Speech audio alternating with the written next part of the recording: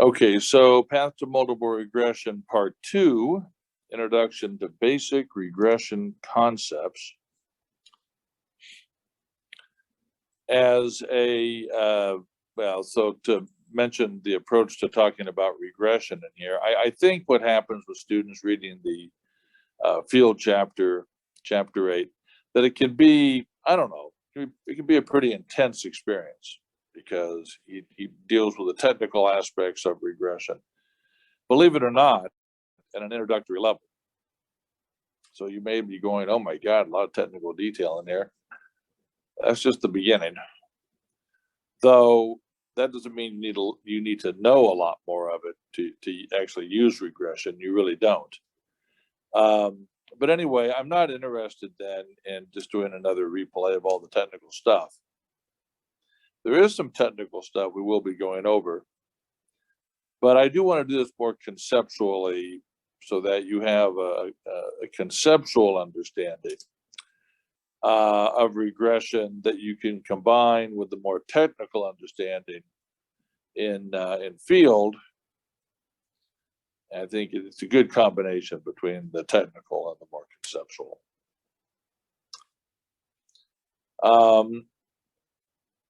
So as a framework for the more technical understanding of regression presented by field, a conceptual understanding will be presented here to help bring your understanding of regression together in a way that recognizes various details and recognizes more generally what regression is doing, what it is trying to accomplish, and how it is of value for us for addressing important questions.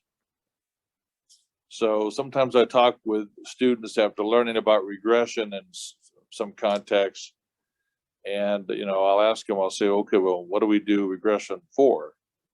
What is it going to help us with? What are we going to accomplish with it? And they start telling me something about the multiple correlation coefficient. I say, okay, great, I get it. I know about the multiple correlation coefficient, but why do we do regression? What is it doing? What is it telling us? And they're not as clear on that. And I think that's an issue. So we'll try to avoid some of that anyway. Learning about any particular statistical procedure, including regression, takes time, and you're not going to become fluent in technical details and conceptual understanding here from this experience. But that you can get going on both of those tracks, I think is the better way to go. So as we've been talking about, we have this move from correlation to regression. Correlation is involved in regression. In fact, regression is a correlational technique, but it is a complex correlational technique involving the control of variables and estimating the unique effects of predictive variables on the outcome variables. So it's considerably more complex when we're talking about with the Pearson correlation or the Spearman or the Kendall correlations. So as correlational techniques go, it's quite a complex correlational technique. But it does fall within the category of analyses called correlational statistical analyses. But so when I say correlation to regression, I'm referring to your basic correlation analyses like the Pearson, Spearman, Kendall correlations, and then moving from there to a discussion of regression. So Pearson, Spearman, and Kendall correlations represent the simplest models involving only two variables. As such, the effects of other variables are not measured and taken into account. That is, they are not controlled for.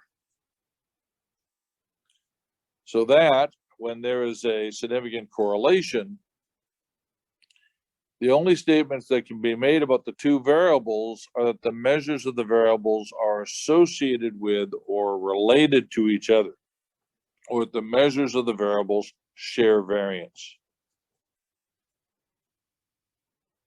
that the values of the measures of the two variables, for whatever reason, move together in a systematic manner with some degree of consistency or reliability. Nothing can be said about effect, influence, or cause between the two variables. Now, it can raise ideas in your mind about what might be happening. It can spark your curiosity and get you thinking about effects that may be, but you do not reach those conclusions based on a Pearson correlation, for example. You check it out further with appropriate statistical methods that control for the effects of other variables in making determinations about effect.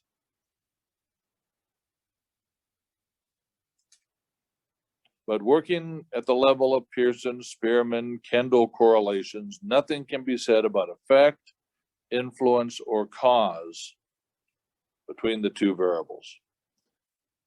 Only that the variables appear to be associated, related, or to share variance. As the saying goes, correlation does not equal causation. And then bring back memories for you about spurious correlations and the whole book on that by Tyler Vidgen, and also our example on churches and crime. So now moving to regression. Multiple regression represents more complex models where the effects of often several variables are controlled for. This controlling for the effects of other variables in multiple regression allows stronger statements to be made about the relationship between any one predictive variable and the dependent variable. And here is something we have not seen before. And for statements to be made about the relationship between predictive variables combined together into a model, referred to as the model, and the dependent variable. So up to this point, we've been talking about the unique effects of a predictor variable on the outcome variable. But in regression, what's also looked at is the combination of predictive variables together in what is called the regression equation. So this combination of predictive variables together into a model and looking at the relationship between that model and the dependent variable. So that's new. We haven't talked about that previously.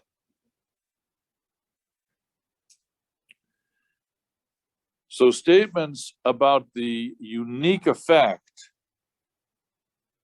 of any one predictive variable or about the effect of the model, the combination of the predictive variables on the dependent variable, are appropriate in multiple regression. Those statements about cause are too strong and are reserved for well-executed experimental designs.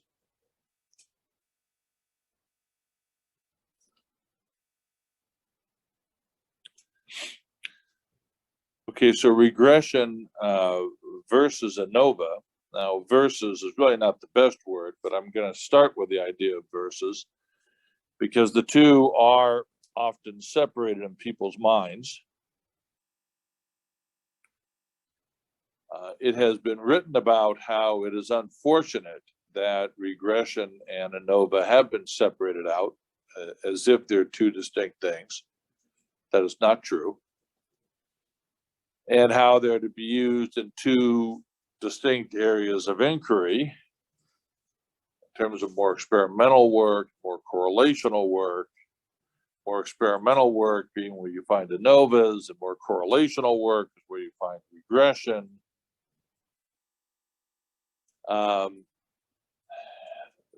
that is a division regarding the statistical procedures and how they're used, the settings in which you find them being used.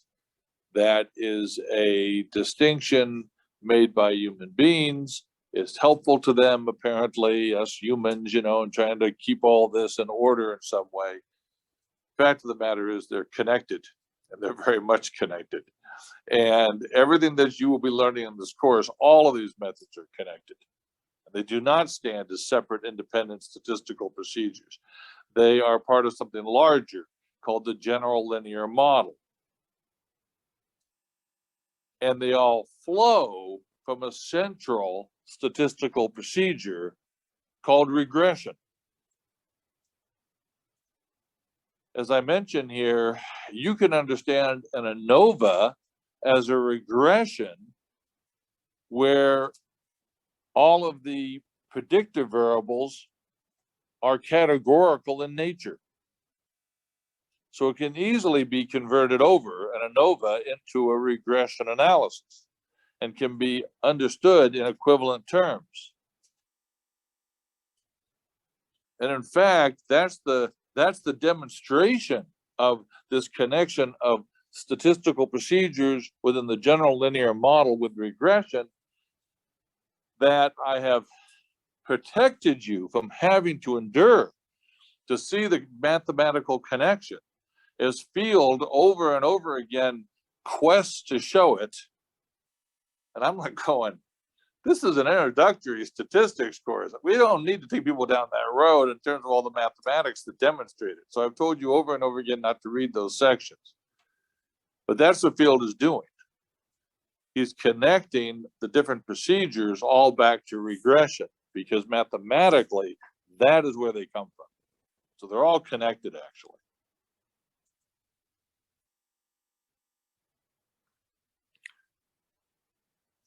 So regression and ANOVA are both part of the general linear model. We don't step outside of that here. Regression is the central procedure of the general linear model. ANOVA, t-tests, and other statistical procedures within the general linear model are extensions or derivatives of regression. You see, I didn't want ANOVA or t-tests or these other statistical procedures to like feel bad at my characterization of them, because we're here in LA, we're near Hollywood, in the industry, and if you refer to something as a derivative, that is not a compliment. So I use the word extensions too. I feel a little bit better than extension. Okay, but they're all mathematically derived off of regression.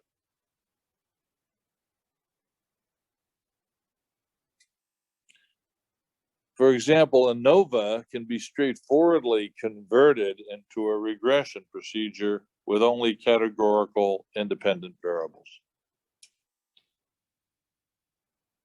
ANOVA is limited practically to 3 independent variables. It gets very unwieldy once you get to 4 independent variables. It's reserved only for show-offs and people who like to speak to other small groups of people. Because everyone else is just going to be like, okay, I don't know what you're saying. And you get to 5 independent variables or 6. It's just ridiculous and nobody does it. It's beyond human capability.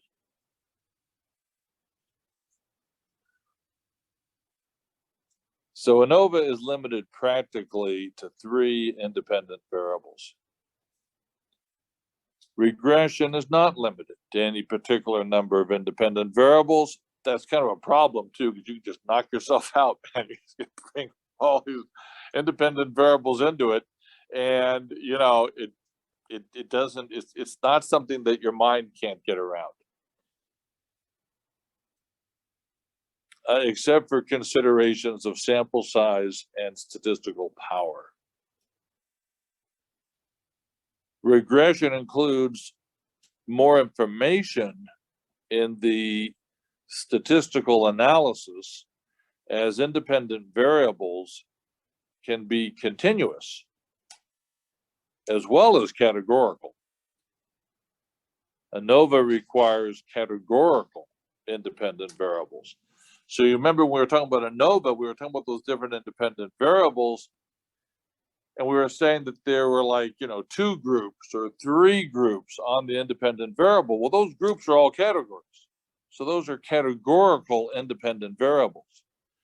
And your independent variables in ANOVA, they're categorical. They consist of some number of groups. But in regression, your independent variables can be continuous in nature, involving a measure where each of the participants in your sample gets a score along a range of possible scores that a person can get on the measure. So those are continuous independent variables, as well as categorical independent variables. So you can bring more information into your statistical analysis when you can accommodate both continuous as well as categorical independent variables. ANOVA is often associated with research designs that can be disruptive to business operations and thus less tolerated in business settings. Because in ANOVA, you're often creating an intervention, like creating different training groups.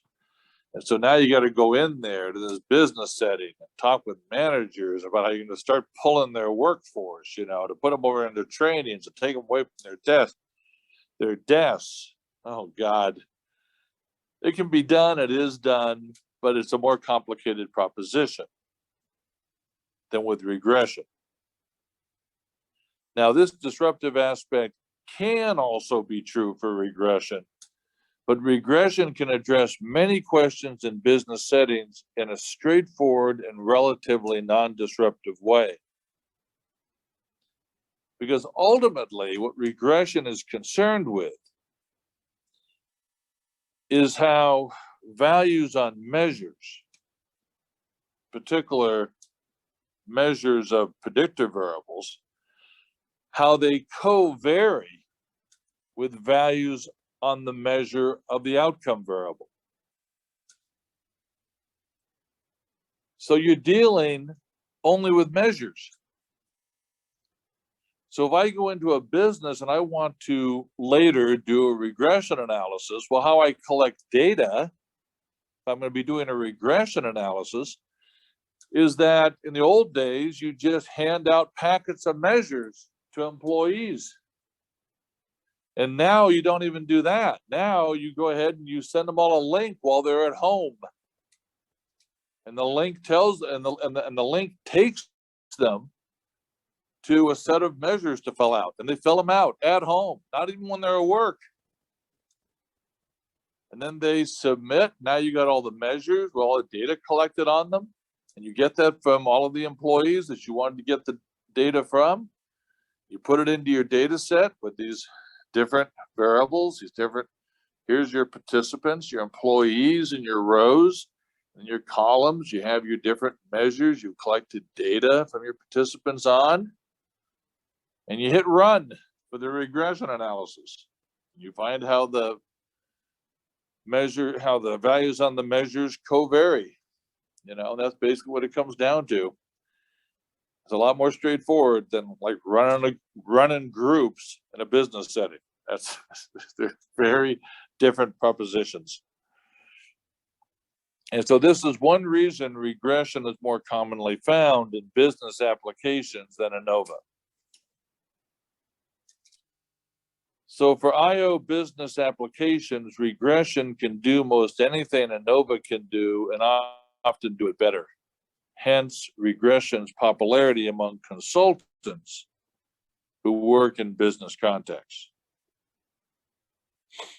I know consultants That's what they're doing all the time, all day long, is running regressions.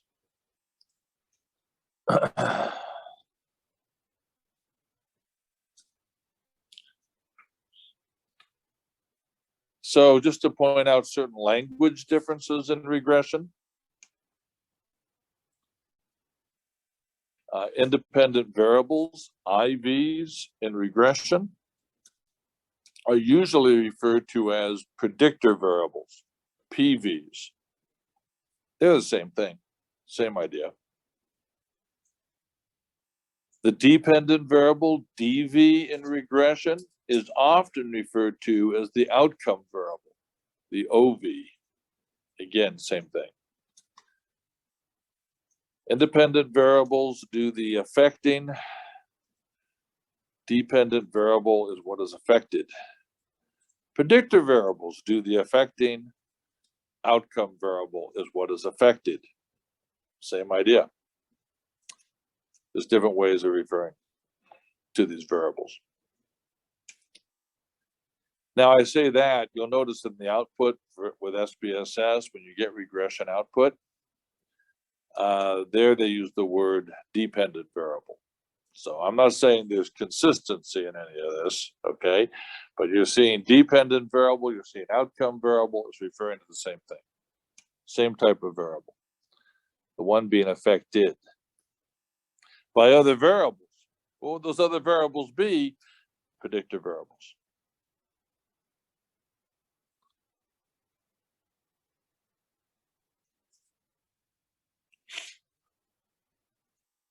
Predictor variable and outcome variable fundamentals.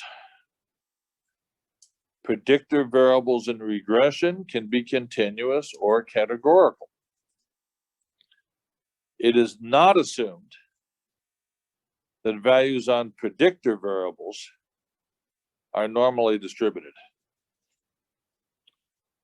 There can be any number of predictor variables except for considerations of sample size and statistical power. Okay, you know, if I could have a plane, so we would like go outside, or we'd go to the roof. We one time had students here from some school that we were involved with, or I don't know the exact relationship, but they were here, and the school was like, you know, Marin County or someplace where people sit among trees and hug them, I guess. I don't know. It's all fine. It's all fine, man. You know, it's all fine. Let a thousand flowers grow. But anyway, they for whatever the reason was, they had to come here to the school in downtown LA. We were over there on 7th Street, a block away at the time. Same environment. Very different than Marin County, I'll tell you right now. And there was a bit of a cultural issue in having them be here because they'd like be walking up and down the hallway. And again, this is over there on 7th Street, in their bare feet. And it's like, you don't walk around here in your bare feet. And that you know, pre-COVID, post-COVID, you don't walk around here in your bare feet. You all know that. This was something people need to be educated about who were coming from this place up there. So no bare feet. And one of the things they really wanted to know was another no-no on 7th Street, and my God, it's true here, I think you'd be shot if you tried to do it, was they wanted to find the way up to the roof.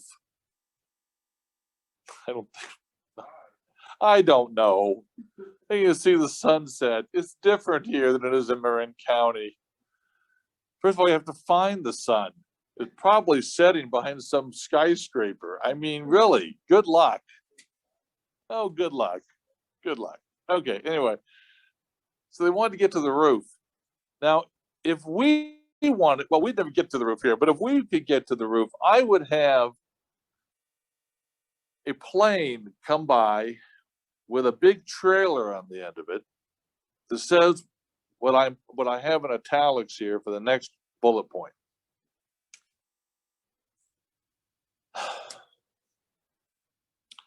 The outcome variable must must be continuous.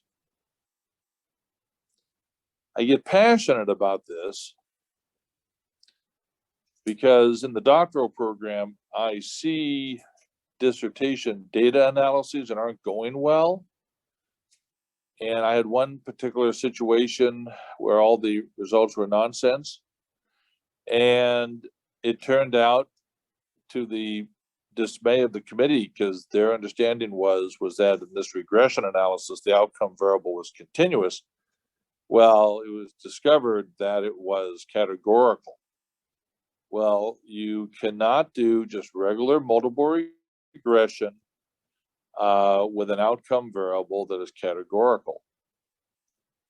And the reason you can't, and you'll discover this as we go forward, is that the main objective of regression analysis is to predict variance of the values on the outcome variable measure, is to predict variance, is to account for variance, as much variance as possible of values on the outcome variable measure.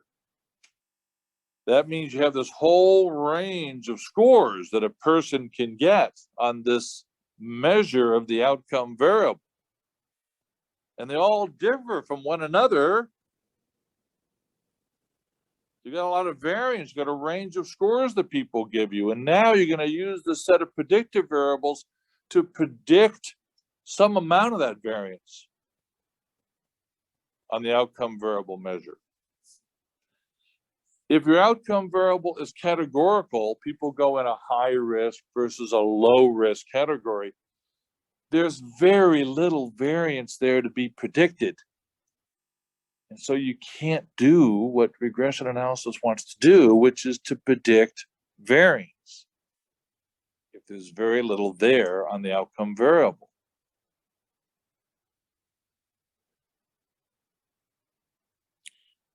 So the student needed to learn from scratch, by the way, because you don't just, learn an additional thing from what you learned about multiple regression, just regular multiple regression with the general linear model. You don't just pick up a point or two and move over into what this student had to learn, which was logistic regression, which it's built for working with outcome variables that are categorical. It is very different than what we're talking about here. Don't put yourself in any such situation as that, or at least recognize it if you're given that data, that outcome variable, if it's categorical, you're dealing with a whole horse of a different color than if it's continuous. And it doesn't apply to what we're talking about here. So take note of that outcome variable if you're given a stack of data to interpret. So here, with just regular multiple regression, the outcome variable must be continuous. And it is assumed that values on the outcome variable are normally distributed. Now, technically speaking, it is assumed that the residuals are normally distributed, but that's essentially relates to, directly, the values on the outcome variable being normally distributed. But when you read about it, they won't talk about that. They'll talk about the residuals being normally distributed, but essentially the same idea. And there can be only one outcome variable per multiple regression analysis.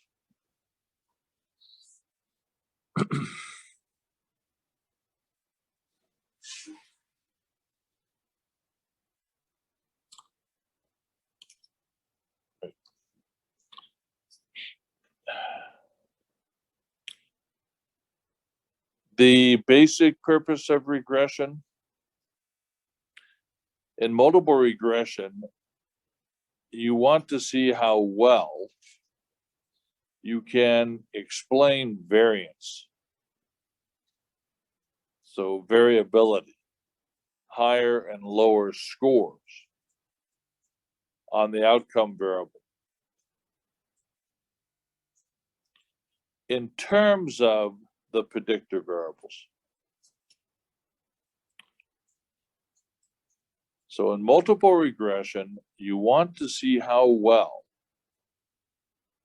you can explain variance, variability, higher and lower scores on the outcome variable in terms of the predictor variables.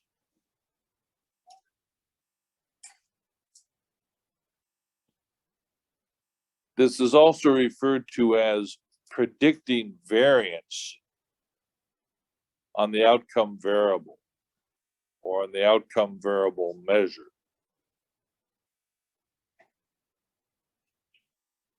And comes down to an essential question asking, so how much can you say about how persons score on the outcome variable, knowing their scores on the predictor variables?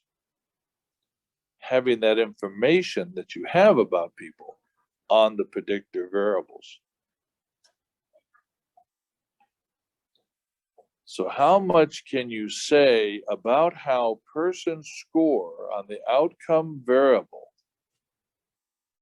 knowing their scores on the predictor variables, having that information about people on the predictor variables?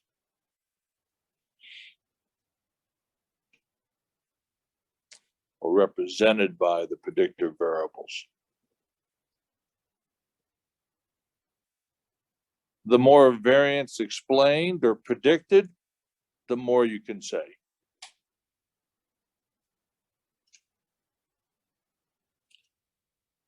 So, for example, in a recent dissertation, it was found that a model comprised of predictor variables concerning different characteristics of servant leaders explained a large amount of variance on an outcome variable measure of affective organizational commitment,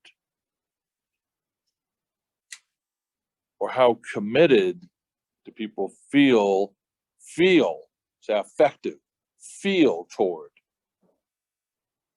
the organization for which they work.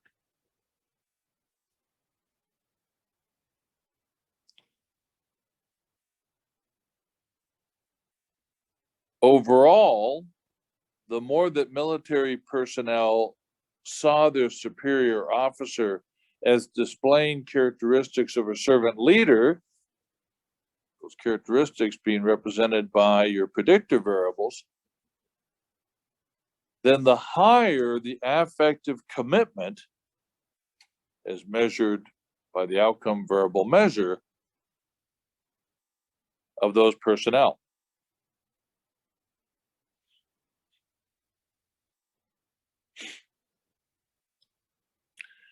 So it was interesting to see the model here. So in this model,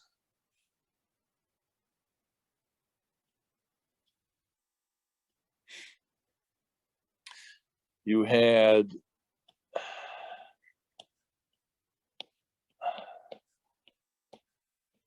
eight predictor variables, and oh, I don't know, I'm making this stuff up now. I know, but it's okay. It's okay there, no, I'm making it up, but it's all right. You get the basic point. Okay.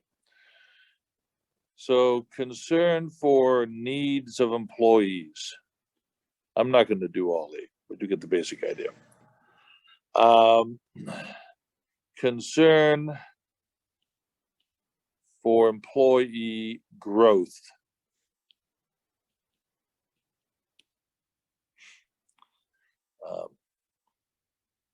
concern for employee well-being, etc. Okay, concern for these other types of things. Okay.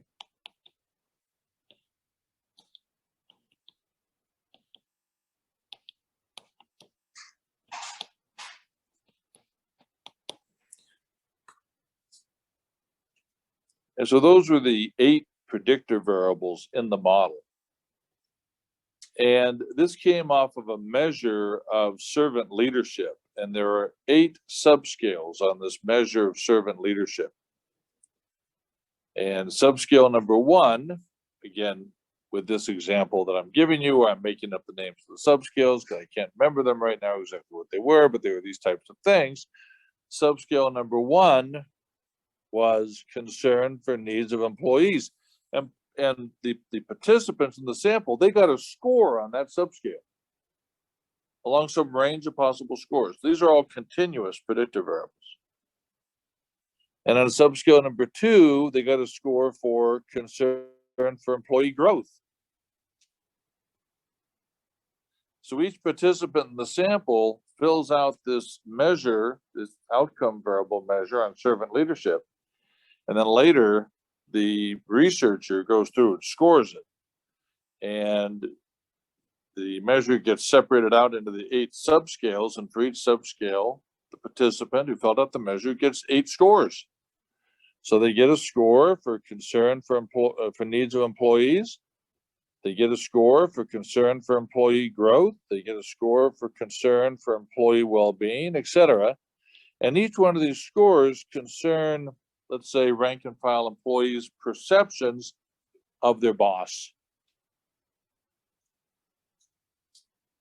And the higher the score on each of these subscales, the more of these qualities they see in their boss. And these are all qualities of servant leadership. So the more of these qualities for each of the subscales that are seen in their boss, then the more their boss can be seen as a servant leader.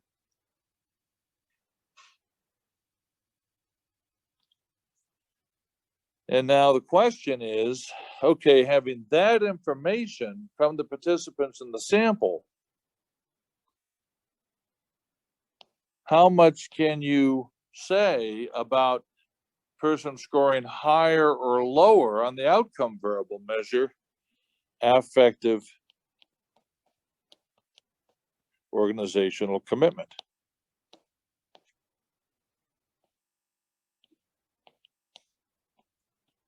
One of the things about me with the word commitment, I can never spell it right, but anyway, commitment.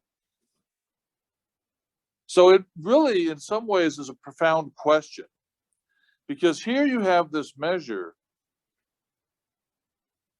that gives you these 8 subscales that go into the model as predictor variables. That is an entirely different measure than is being filled out regarding the outcome variable, affective organizational commitment.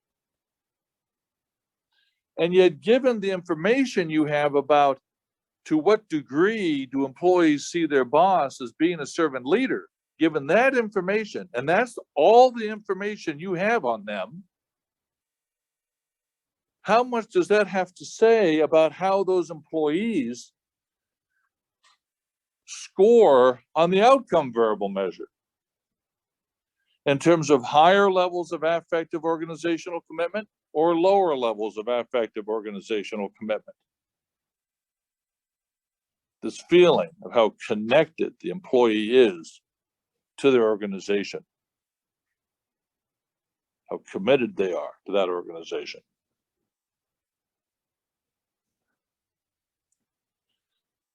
And it could be found that, if you know about employees and you know how much they see their bosses as servant leaders, it's got nothing to tell you how they're going to score in their affective organizational commitment. Some people, this is not how it turned out, but it could. This is being tested.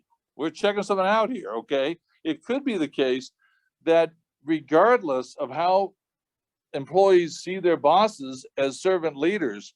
Some employees will have high levels of affective organizational commitment. Others will have lower levels of organizational commitment. It's just got nothing to tell you about the level of an employee's affective organizational commitment. So seeing one's boss as a servant leader just doesn't seem to affect their level of affective organizational commitment.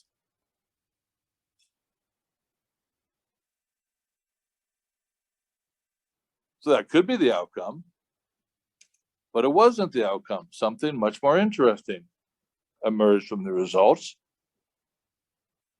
which is that servant leadership matters, at least as far as the level of employees' affective organizational commitment is concerned, because the more that employees saw their boss as being a servant leader, the higher was their affective organizational commitment.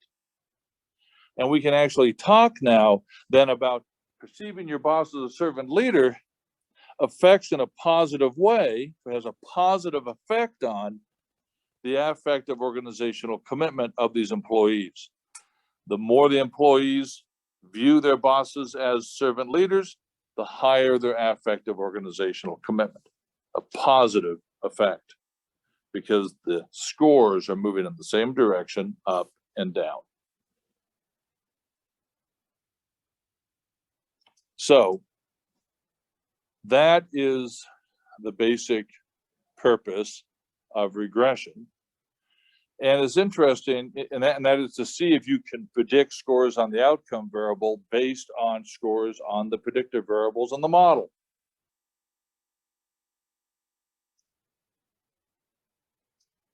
And the better you can predict scores on the outcome variable based on person scores on the predictive variables in the model, then we get into a whole bunch of different type of language, but it all means the same thing. You can just say more about how people score on the outcome variable, but nobody talks that way, right? Because that would just be way too like everyday and clear.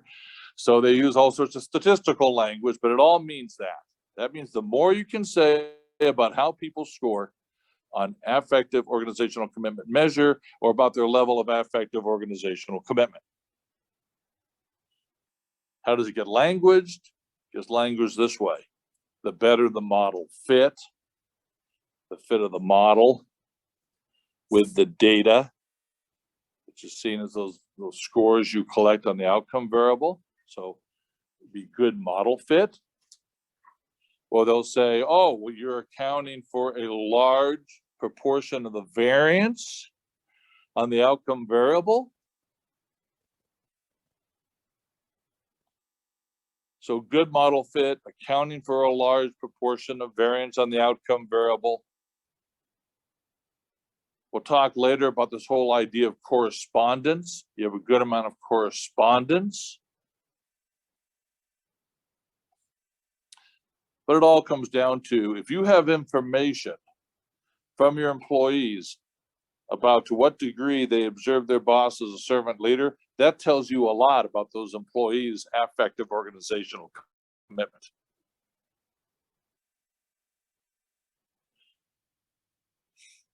Or that accounts for a lot of variance on the outcome variable measure. Same thing.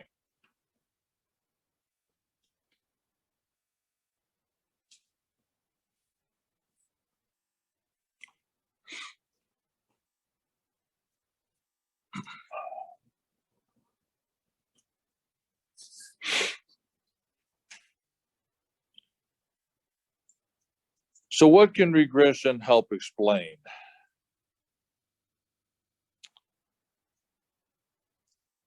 Regression addresses questions, specifically to help explain why some people have more of something and other people have less of it. That something is always represented by the outcome variable.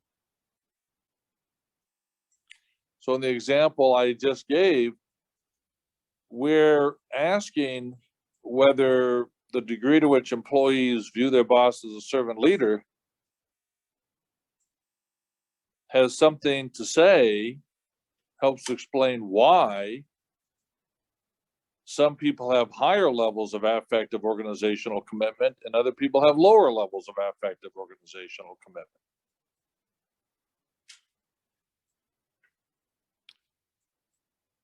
Common questions addressed by consultants in business settings are such questions as, the variable name in bold is the outcome variable.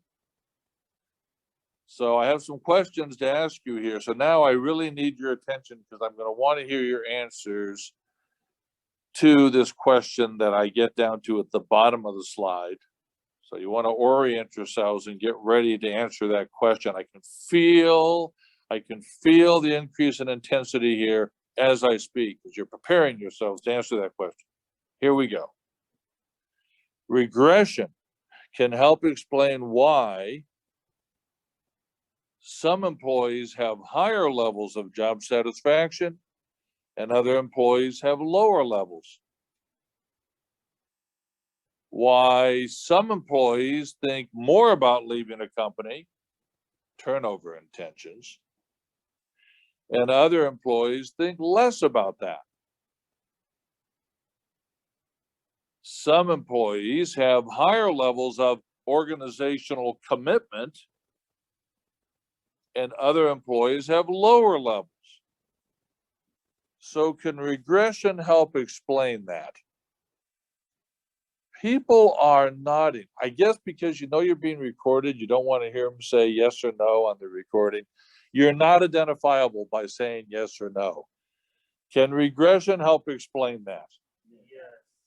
That's what you think? Yes? Well, let's find out. We'll go to the next slide. We'll see what the answer is.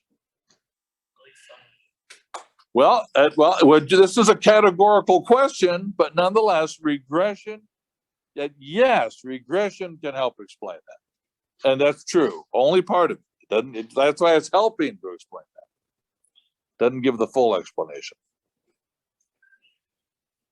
Help explain why you thought it was done. Help explain why some employees have higher levels of leadership potential and other employees have lower levels. Some employees are more effective as leaders and other employees are less effective.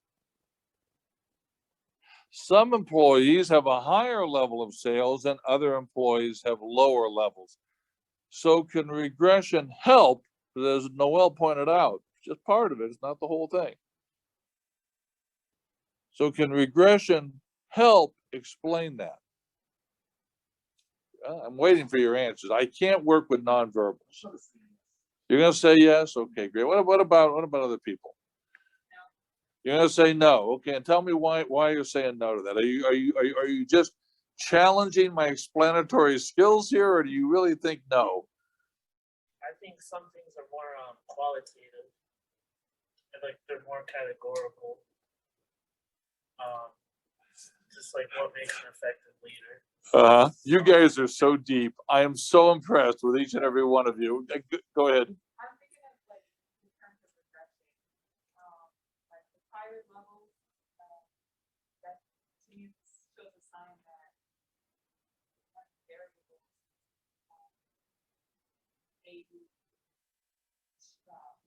may not. I'm trying to find the right words to say it, but I think it has to do with the regression of potential effects, or it is the effect of why the variables.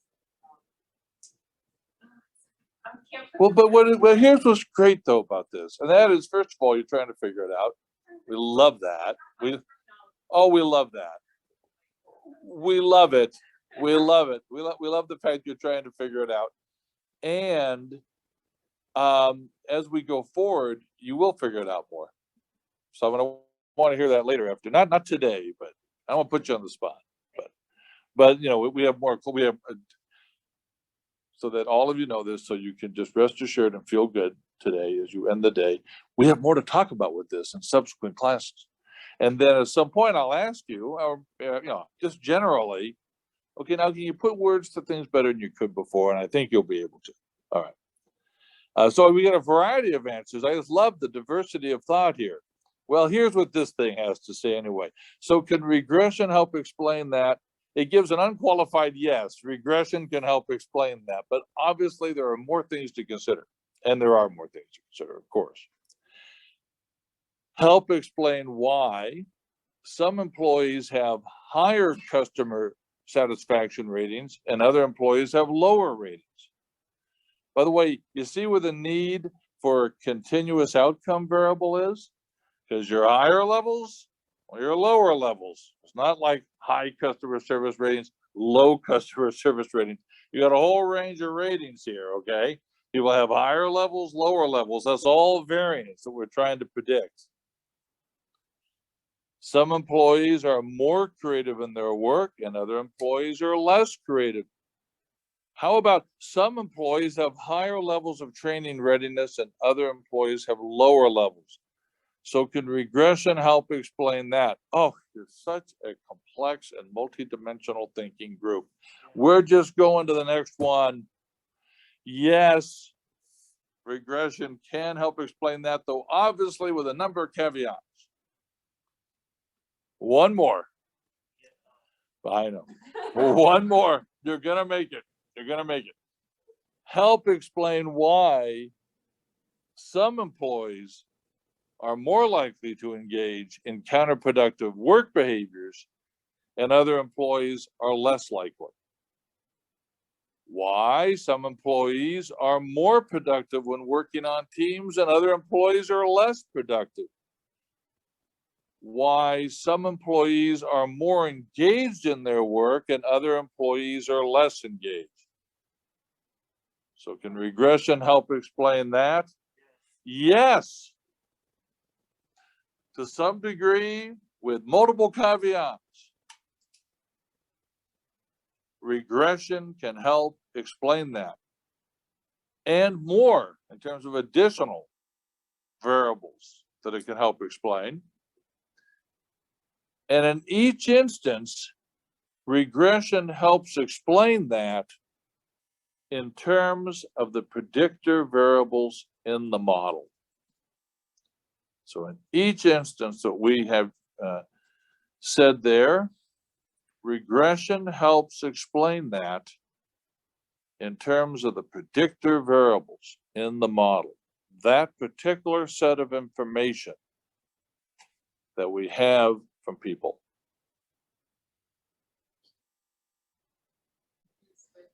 The model of regression that you displayed on YouTube, and I was trying to tie it all together, like, but now it's making sense as you get these examples. So say a little bit louder. Now it makes more sense as we're going through the questions, the examples, whether or not regression resolve. So it's all coming together. Oh, sure. Well, no, believe me, there's a whole thought process to go through and schema to build up in terms of understanding this. It's not intuitive. It is not intuitive, especially given the use of language statistically, okay? Because people don't talk about how, well, okay, if you're given this information represented by the information you gather from people on the predictor variables in the model, the question then is asked is, okay, well, now that you have that information on people, how much does that tell you about how they're going to score on that outcome variable measure, which is an entirely different measure. But this information that you have from the predictor variables, how much does that tell you about how people score on this outcome variable measure, on this entirely different construct, okay? That, you know, people don't talk about it that way. They go, oh, well, how well does the model, which consists of all those predictor variables, how well does it fit with the data? Well, what's the data? Well, the data are those scores that have been gathered on the outcome variable measure. That's the data that they're referring to there. So, you know, model fit, right? Well, what does that mean? And what does that mean? It means the better the fit of the model with the data, the more the information in the model has to tell you about how people score on that outcome variable measure. But nobody talks about it that way. So, you know, so you have to get beyond, and by the way, it's the same thing with how much variance on the outcome variable is accounted for by the model. Well, what it means is how much does that information you have on people in the model have to tell you about how people score in the outcome variable measure. The more variance accounted for in the outcome variable measure by the model, the more that model has to say. So, you know, but it's not talked about that way. So you have all these non-intuitive statistical technical statements. You go, what does that mean? You know, when you boil it down to more regular language, it becomes more clear, I think. Yes, I think you did a great job. That helped out so much. Well, there's more to go. Yeah, right. More to go. We're gonna have one successful experience here. Go on to the next. Thank you.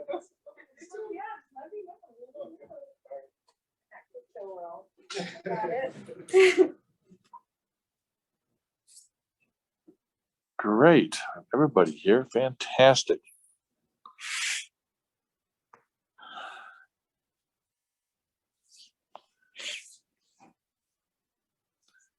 So I was just talking with a student during the break about this. I'm not using, you know, names anymore, and I have to because we are recording. Though first names, you know, always safe because a lot of people have your first names, for the most part. But anyway, what I was talking about was that, you know, part of the challenge of understanding regression is getting past some of these terms that are used, like how good is the model fit? Well, you know, what does that mean?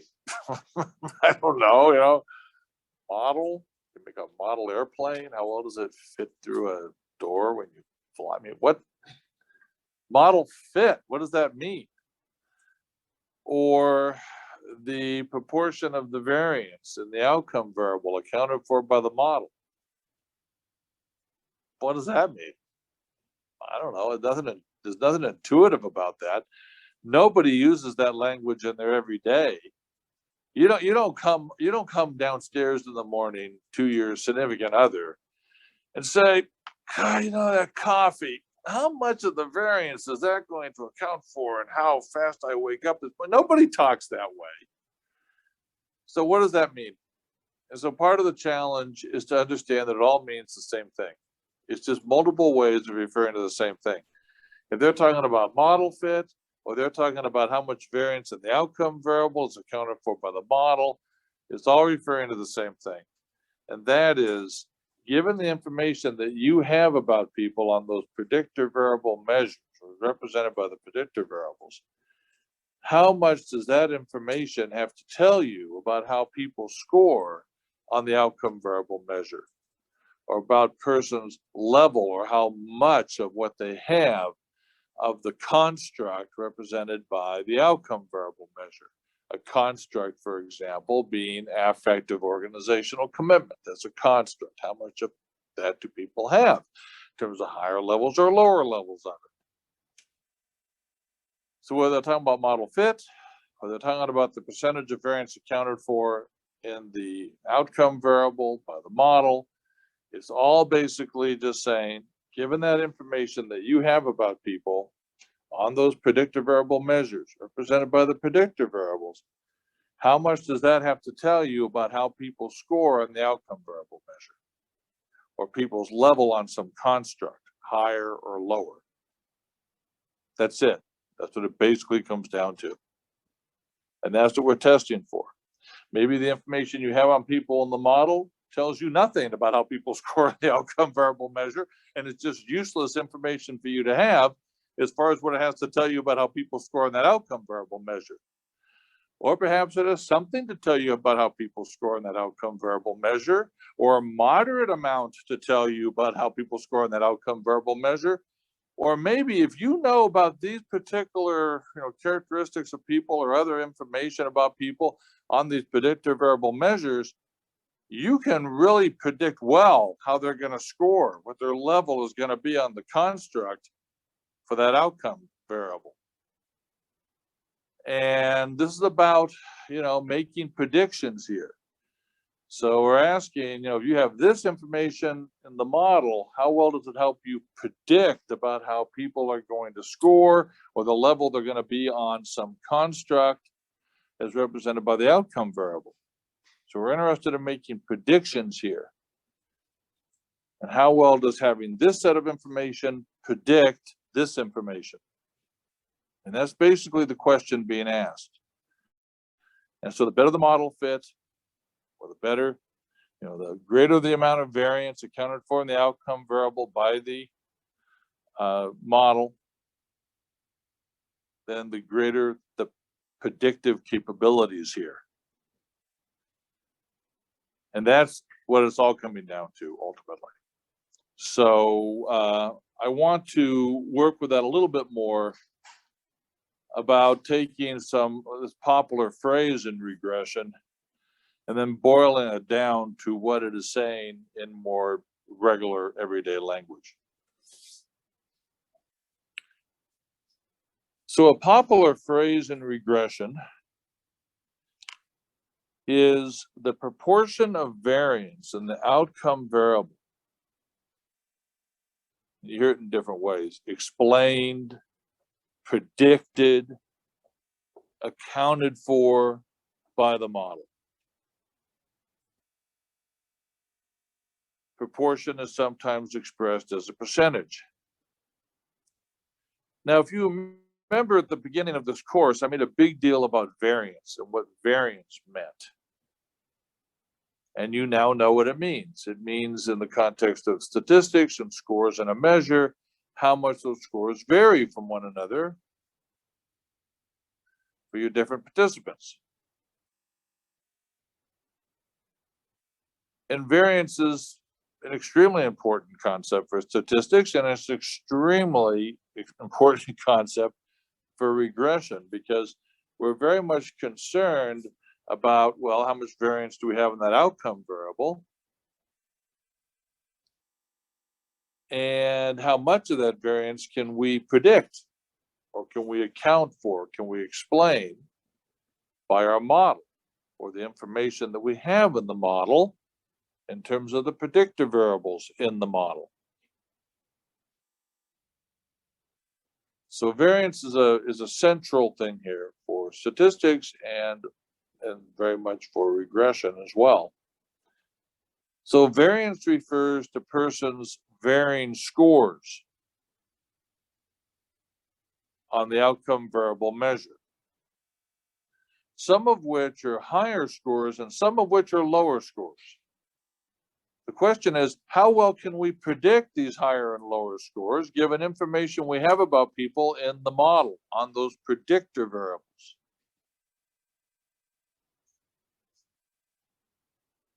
Or to put in more regular language, models that explain a substantial proportion of variance in the outcome variable measure are doing a good job helping to explain why some people score higher on the outcome variable measure and other people score lower on the measure.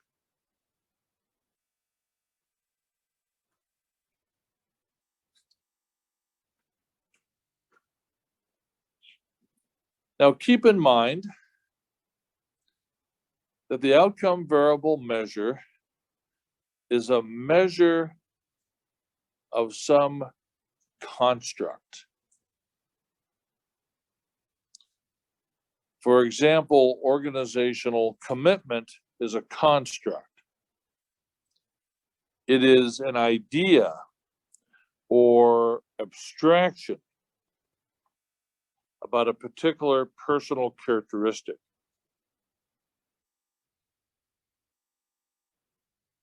That needs to be measured quantitatively, that is, be represented by numbers, if it is going to be investigated in a way that involves statistical methods.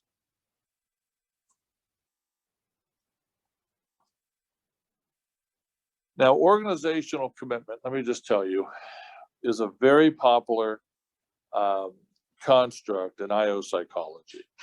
A lot of researchers spend a lot of time, and a lot of consultants spend a lot of time regarding this construct of organizational commitment. Because employers love the idea of organizational commitment.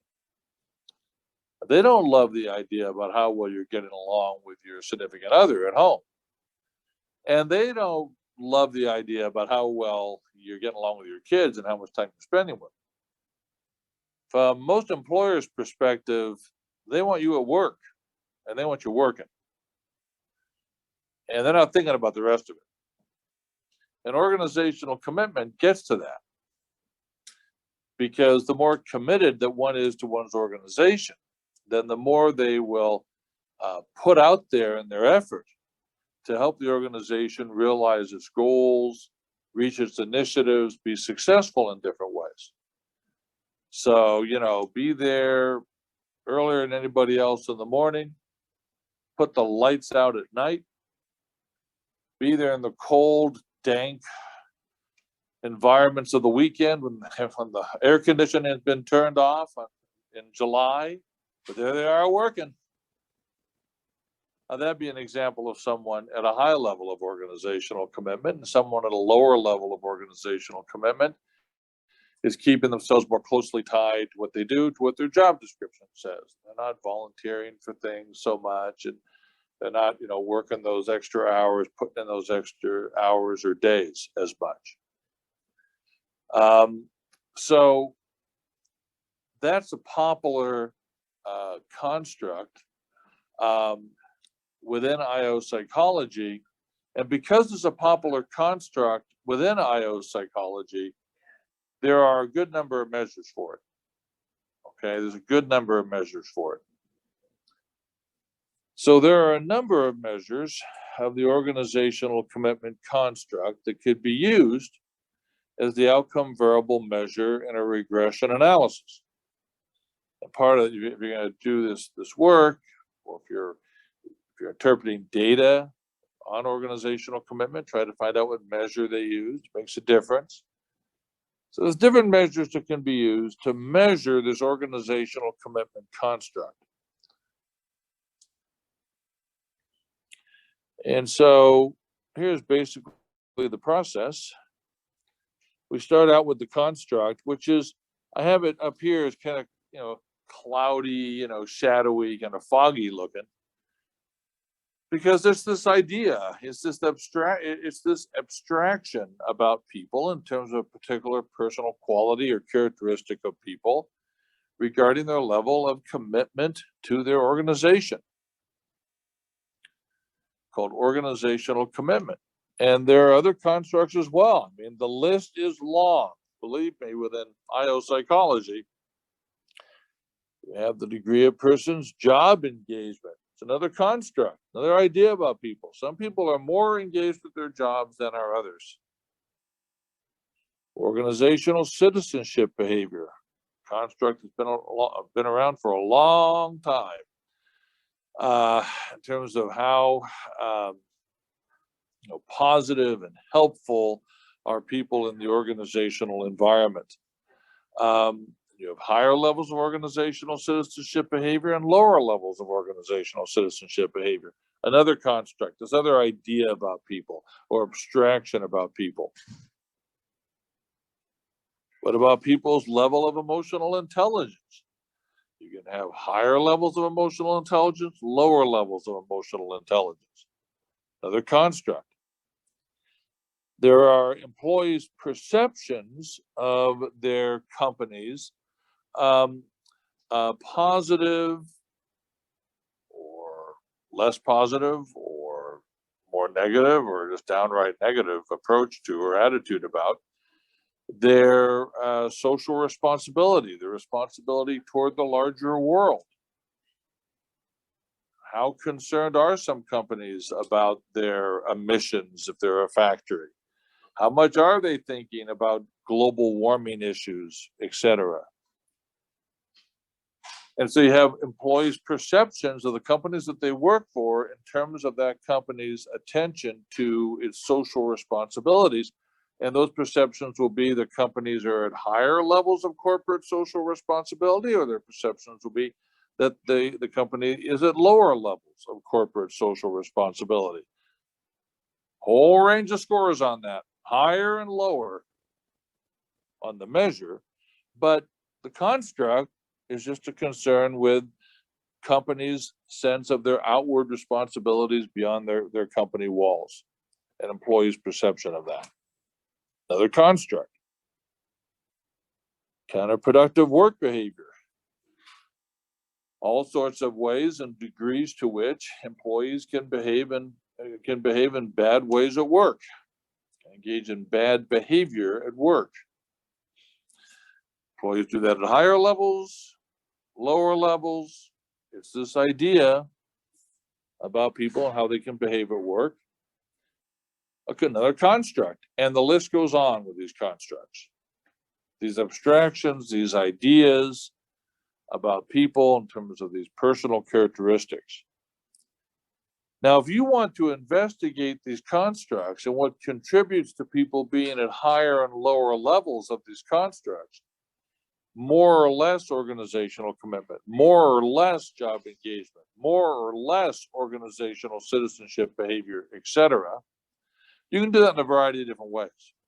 I mean, you can develop a structured interview protocol, and you can sit down with people and you can have discussions about each of these characteristics and the various things that contribute to their being higher or lower in these different constructs. So this work doesn't have to be done quantitatively, it can be done qualitatively.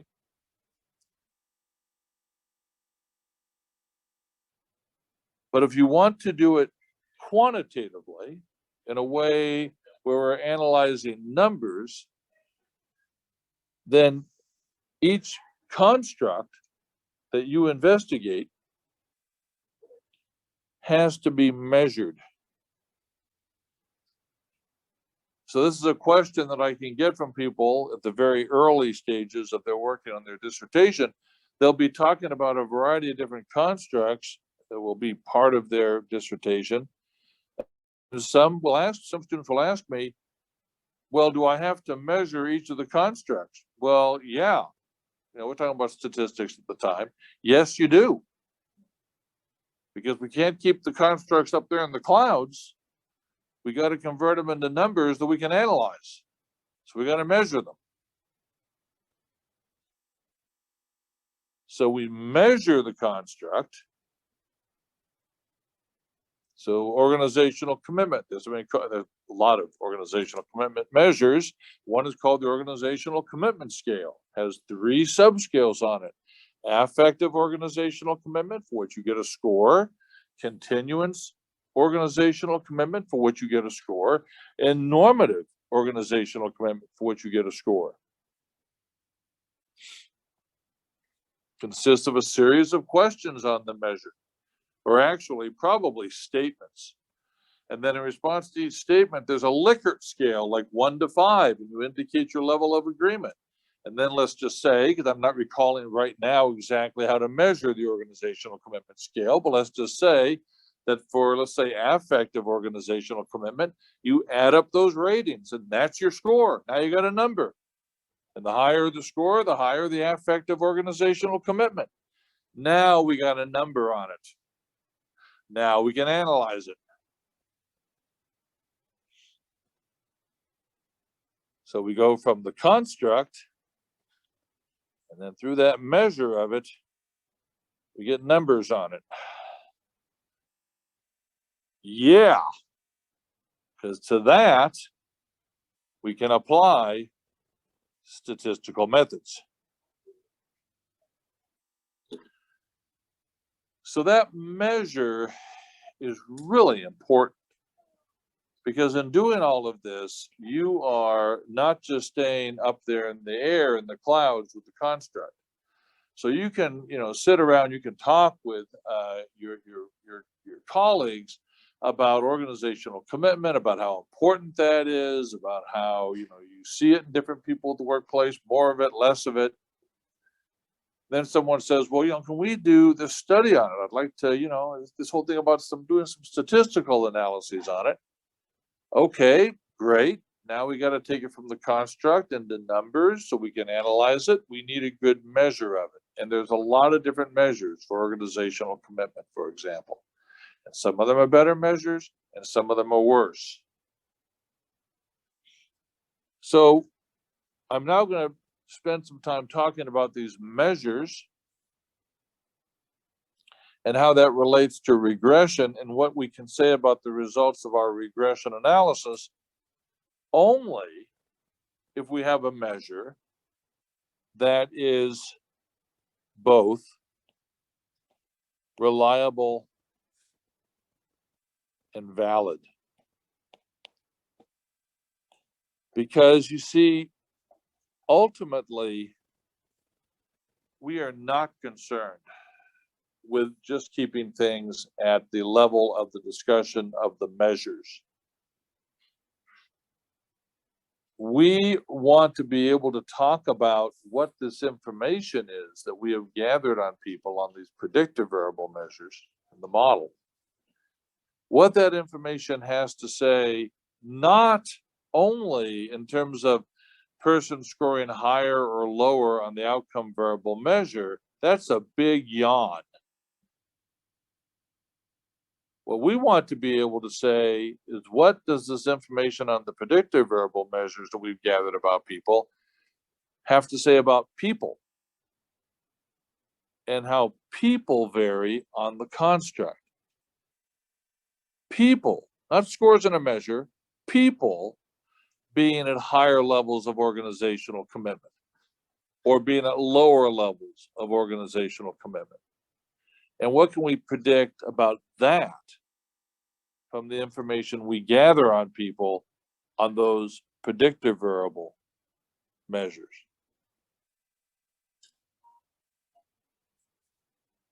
Well, you could only be talking about people and how they vary on a construct if your measure of that construct is reliable and valid. Otherwise, you cannot talk about people and how they vary on the construct at all, because the measure actually is not even capturing the construct well. So we'll be saying more about that. So what is crucial is that the outcome variable measure of a construct is a reliable and valid measure of the construct. That is, that the outcome variable measure, let's say of organizational commitment, is a good representative of the outcome variable construct, organizational commitment, the construct itself. So that, for example, the organizational commitment scale, a measure, is a good representative of organizational commitment itself, the construct. So that's what we need, is a reliable and valid measure of the construct, crucially important to be able to then say certain things in regression. To the extent that the outcome variable measure is reliable and valid, then if a model, so scores on a set of predictive variables, represent information that you've gathered about people, if a model does a good job explaining variance of scores on the outcome variable measure, then it is also, and more importantly, doing a good job explaining variability among persons, not just the measure, but among persons on the outcome variable construct. So doing a good job helping to explain why some people are at higher levels of the outcome variable construct, and other people are at lower levels of the construct. That is continuing with organizational commitment, why some people are at higher levels of organizational commitment and other people are at lower levels, or whatever the construct may be.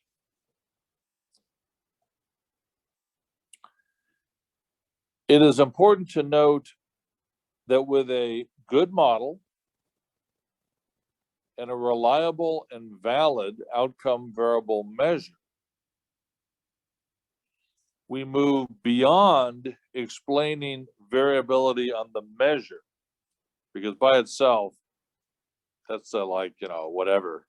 I mean, you really can't do much just talking about the measure. You've got to take it to people. To helping to explain why people vary on some personal quality or characteristic, on some construct represented by the outcome variable, such as organizational commitment, job satisfaction, turnover cognitions, counterproductive work behaviors, leadership effectiveness, or job engagement. And again, the list goes on as to constructs.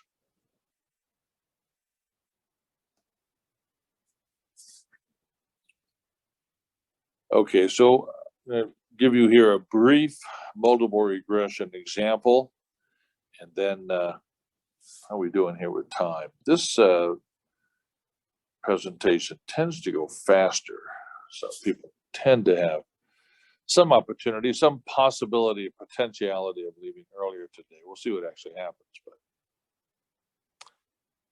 the lab is challenging, so don't get your hopes up. But anyway, a brief multiple regression example. So this is an actual dissertation by a student here. Many years ago, I was the chair on this, and it involved a multiple regression analysis. And basically, what is being sought is to be able to predict the outcome variable from a set of predictive variables.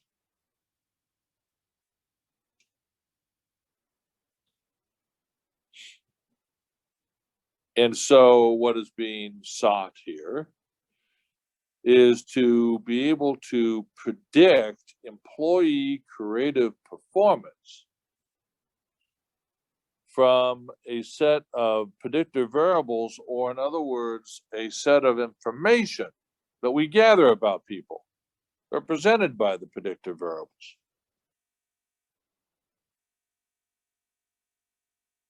Now, the concern of the student concerned the envy construct. That is a construct within the workplace, envy within the workplace.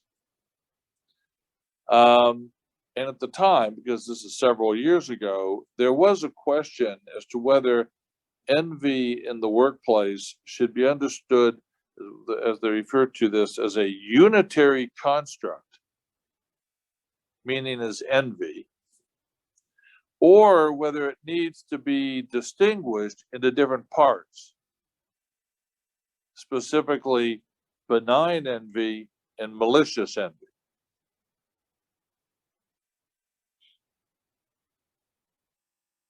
So the first two predictive variables are that we have a measure of benign envy, and it's the variable of primary interest, or the VPI, because the student is really concerned about how benign envy and the next one, malicious envy, how they in particular come out in the analysis, because we haven't gotten into this yet, but in regression, you can not only look at or solely look at the combined effects of the predictive variables in a model, but you can also look at the effects of each of the predictive variables individually. So that was also part of the student's concern. We're not focusing on that though here. So there's benign envy, and that was of particular concern to the student. Test that, along with malicious envy was also a variable of primary interest. And so, you know, benign envy, someone gets a promotion in the workplace that you were going for, but you didn't get it, and that person did. You know, benign envy is, oh shoot, I want that job. But you know, I gotta give it though to Barbara, because you know, she got the promotion, she was working really hard on things. And I just gotta be more like her and put more of the time in. You know, she's just someone for me to look to and learn from, and then maybe I can get, you know, the promotion next time. That's benign envy. Then there's malicious envy. Barbara, I wanted that promotion and she got it. Oh man, she thinks I'm going to be cooperative with her in the workplace. Well, she's just got another thing coming. I'm going to see what I can do to make her look bad. Okay, like that. That's malicious envy.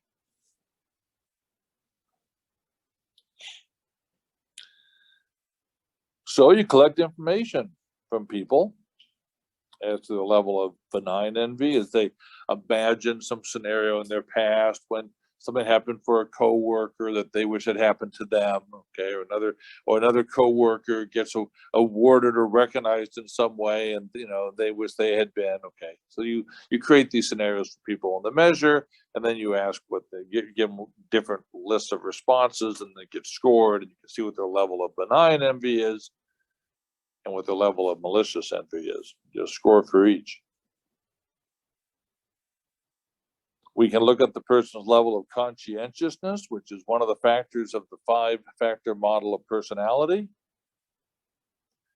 Another factor of the 5-factor model is openness to experience. We get a score for that as well. And actually give a measure on the 5-factor model of personality.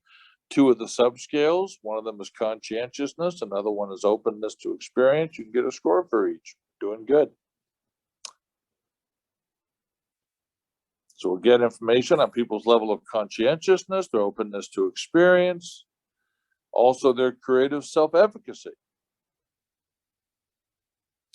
How confident are they that they can be creative at work? We'll get information, we'll get a score on that. We'll get information on a person's intrinsic motivation, get a score on that with another measure. And we'll look at a couple of interactions, a benign envy by openness to experience interaction, and a malicious envy by openness to experience interaction. And so that represents the set of information that we're going to gather on each of our participants. And then based on that information that we have about our participants, how well can we predict those participants'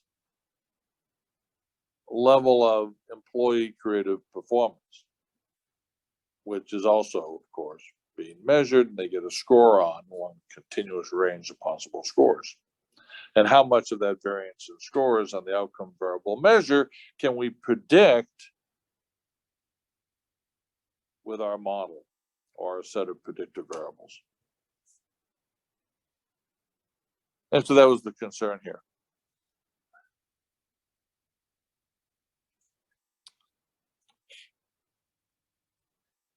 And then to apply this example to, well, I like the way I've stated it here. Here is the regression equation applied to the example. Because, and so I'm going to leave this presentation talking about the regression equation, because, you know, behind everything we've talked about is math.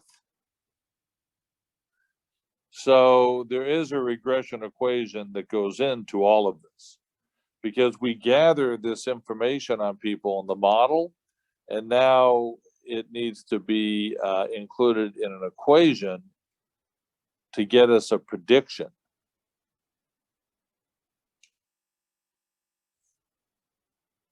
Okay, so I'm going to talk to you about the particular aspects of the regression equation, and then I'm going to take it a little bit further today and leave you possibly in a state of confusion, but that's okay. You'll make it till next week, and you also have more reading to do to help clear that out a little bit. And then we'll go further with it. It's only the start.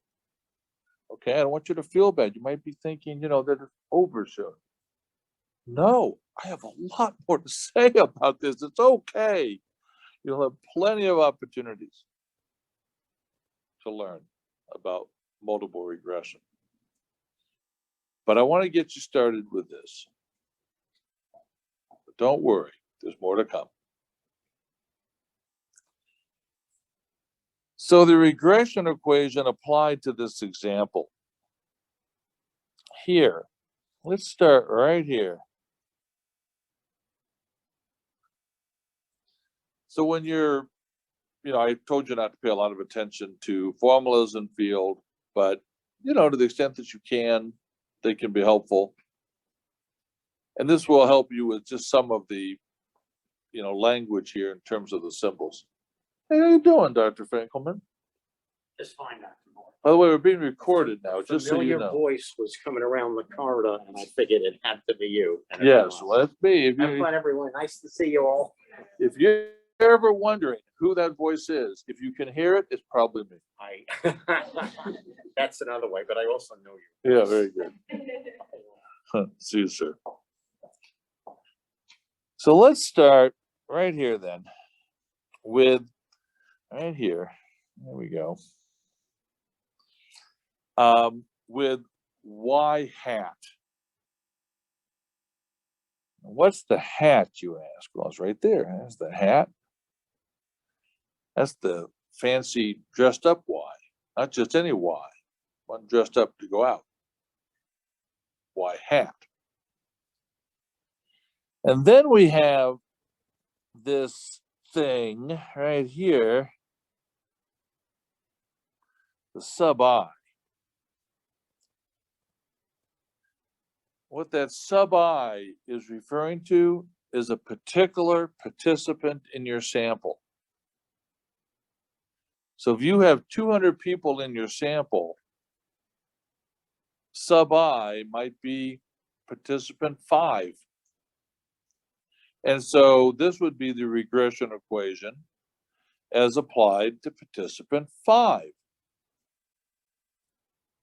And notice what happens, and this could have, or it could be participant 28, or it could be participant 94, or it could be participant 138, or it could be participant 197, right? But it's a particular participant in your sample. But let's just say it's participant 5. Now notice what happens to your regression equation when we say that this regression equation applies to participant 5. That I becomes a 5. And then look at these other I's. What happened to them? 5, 5, 5, 5. This whole regression equation is about participant 5.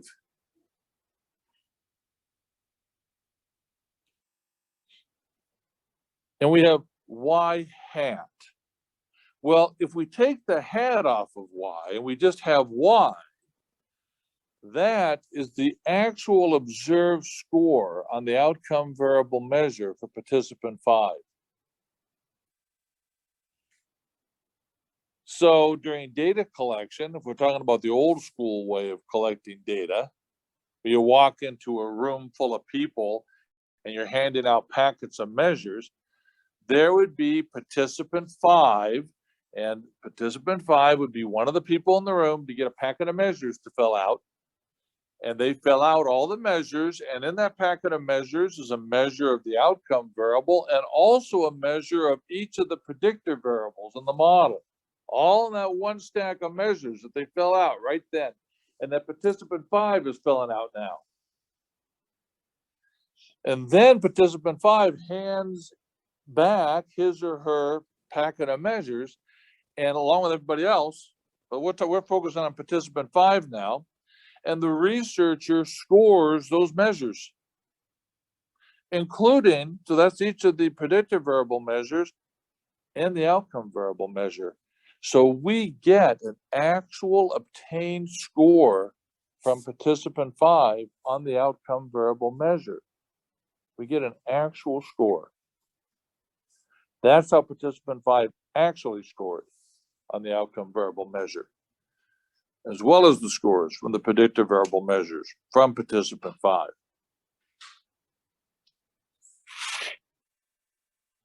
So for participant 5, in fact, we'll look at it this way. This is the part that takes you a little bit further while I talk with you about some of the technical aspects of this. And here we have this.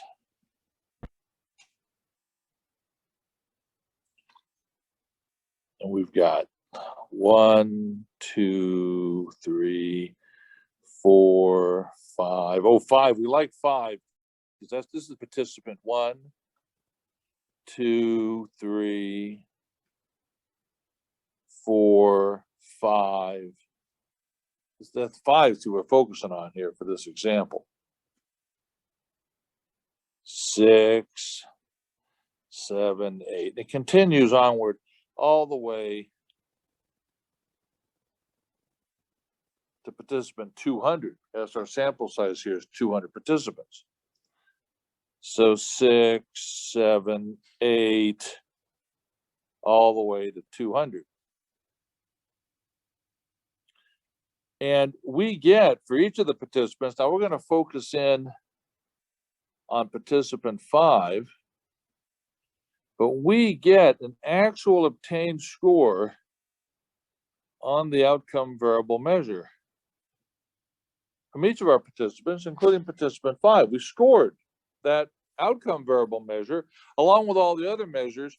And it took me a long time to score all those measure packets, I want to tell you. And I did that. It took me all night to do it. And I got a score from each participant on each of those measures, including on the outcome variable measure, an actual obtained score from each participant, including participant 5, on the outcome variable measure.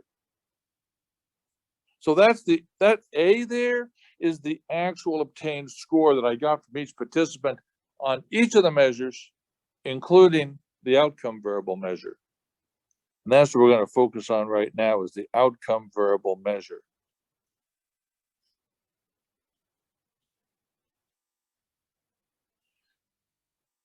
And this is the actual obtained score on the outcome variable measure. And let's say that for participant 5, after I got through scoring, oh my God, it was like 3 in the morning, all these measure packets. Oh my God. Oh, I look back, what is participant 5's actual observed score on the outcome variable measure? Again, and I also have for participant 5, his or her scores on the predictive variable measures. But right now I'm looking at the outcome variable measure. I look at it, it's old school, right? So I'm looking at it, looking at the paper, I got paper cuts, doing all this work, all night. I looked at the top, I go, oh, well, their actual obtained score, participant 5, on the outcome variable measure, it was a measure that gives score somewhere from 1 to 30, and participant 5's score was 17.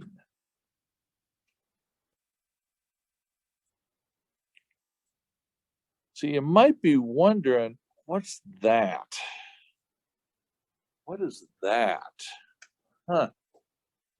What is that? Well, what that is,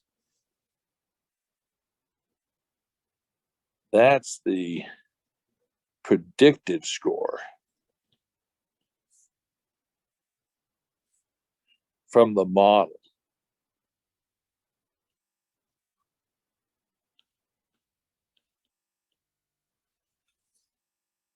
based on person scores on the predictor variable measures. Yeah. That's the predicted score on the outcome variable measure from the model, based on person scores on the predictor variable measures.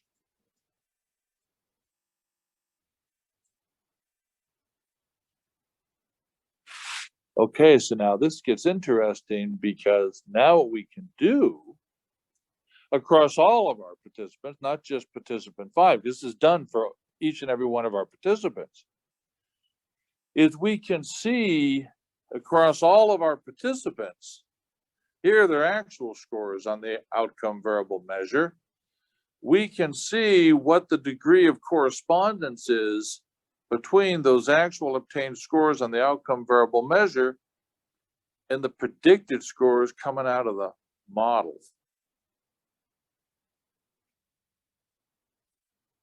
And the closer the correspondence, then the better the model fit. The more variance we say that we account for on the outcome variable measure by the model. It all comes down to the degree of correspondence, or how close overall across our 200 participants do those predicted scores on the outcome variable measure come to persons' actual scores on the outcome variable measure. And the closer they come, then the better of a job our model is doing at predicting scores on the outcome variable measure. Repeat it one more time. Sure. So the closer the correspondence overall across the 200 participants of the predicted scores coming out of the model as to scores on the outcome variable measure comes to persons' actual scores on the outcome variable measure, then the better of a job the model is doing at predicting scores on the outcome variable. And thus the better the model fit, and the higher the percentage of variance on the outcome variable accounted for by the model. It all means the same thing.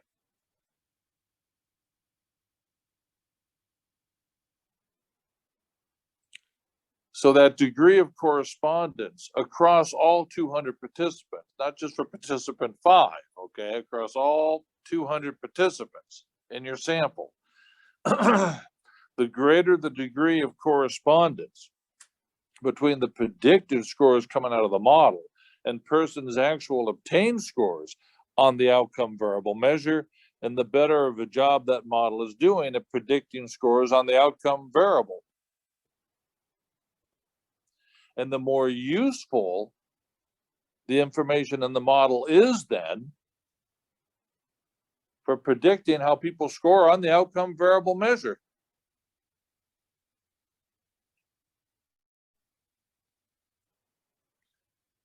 And so it all comes down to that, and you yourselves can assess it. Oh, you want the statistics to give you the actual numbers, and we'll be talking about those later. But you know, when you put data into your data set, you put in the scores that people give you on each of the predictive variable measures, and you also put in the scores that people give you, the actual obtained scores that they actually give you on the outcome variable measure. And then you set up your analysis and you set up your predictive variable scores, and SPSS is going to apply the regression equation to each person's set of scores, and is going to predictive variable scores, and is going to give you a prediction out of the model as to how that person scores on the outcome variable measure. So you get your predicted scores out of the model. But the thing is, it's not a mystery. It's not a mystery. Because you can ask SPSS. You can't do it because you're not running this part of you're not running any part of the analysis. You're just entering the data and you put SPSS to work on it. But you can ask SPSS. It's called save variables. You can ask SPSS to put the predicted values out of the model into your data set. And it'll do that for each participant. The predicted score coming out of the model based on the person's scores on the predictor variable measures. The predicted score coming out of the model for each and every person in your data set as to how each person will score on the outcome variable measure. And you can take that column of predicted scores out of the model and you can move it over and you can put it right next to the person's actual obtained scores. And you can look and you get a pretty good darn idea about how useful that information is that you have on people in the model at predicting people's scores, their actual scores on the outcome variable measure by just looking at it.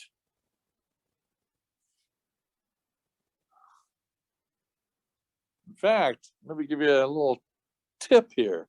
You should also ask SPSS to give you what is called the residual. The residual is the error in prediction, or how far off that predicted value is from the actual score that each person got on the outcome variable measure. That difference is the error in prediction, or the residual. And so you ask SPSS for that, and it'll give you the error in prediction or the residual for each person in your sample, each of the 200 people in your sample in this example. And you can go like this. You go ahead and you highlight that column of residuals and you bring it over and you put it right next to person's actual scores on the outcome variable measure and their predicted scores out of the model. Then you put in a column of residuals and you go down the residuals just to, so you don't have to calculate in your head what the difference is. You can just look at what the difference is. It's the residual. And so you start at the top of the residual column. There's errors in prediction, how far the predicted value from the model, how far off it is from each person's actual obtained score on the outcome variable measure. And you just go down that column of residuals. That predicted score was off only by 1. Pretty good job for participant number 1. Second participant was off by 3. Okay, that's not as good. The third participant off by only a half. The predicted score came pretty darn close to the person's actual observed score on the outcome variable measure. Well, the next one is the person number 4 was off by 8 there. The model didn't do too good of a job at predicting participant number 4's score. And you just go down that column of residuals, and you can get a generally good idea about how close those predicted values from the model are coming overall to person's actual obtained scores on the outcome variable measure. And so you can say to yourself based on that, if the residual values are all, well, not all, you'll have some that are, pretty high, some that are really low, but generally speaking, they seem to be lower. And you say this model, based on the information in the model that we have on people in terms of their predictor variable scores, if the residuals overall look to be at lower values, this model is doing a pretty good job at predicting people's actual scores on the outcome variable measure.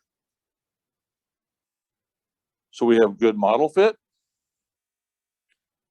good fit of the model represented by the predicted scores coming out of the model with the data, which in this context means person's actual scores on the outcome variable measure. That's what they mean by the data. So we have pretty good fit of the model represented by the predicted scores with the data represented by the actual obtained scores on the outcome variable measure. And we're going to have a pretty high percentage of that variance of the scores, the actual obtained scores on the outcome variable measure. We're going to have a pretty good amount of that variance of those scores, those actual scores on the outcome variable measure. A pretty good proportion of that variance will be captured then by the model, so that based on the information we have on people in the model, based on their predictor scores, we can tell a pretty good amount about who scores higher on the outcome variable measure and on that construct that is measuring, and who scores lower on it. Now, it doesn't always work out that way. Sometimes you'll go down the column of residuals, or the errors in prediction for each of your 200 participants, and you'll see errors of participant 1 is off by 9, participant 2 is off by 22 units, person 3 is off by 18 units, person 4 is off by 38 units, etc., like that across all 200 people.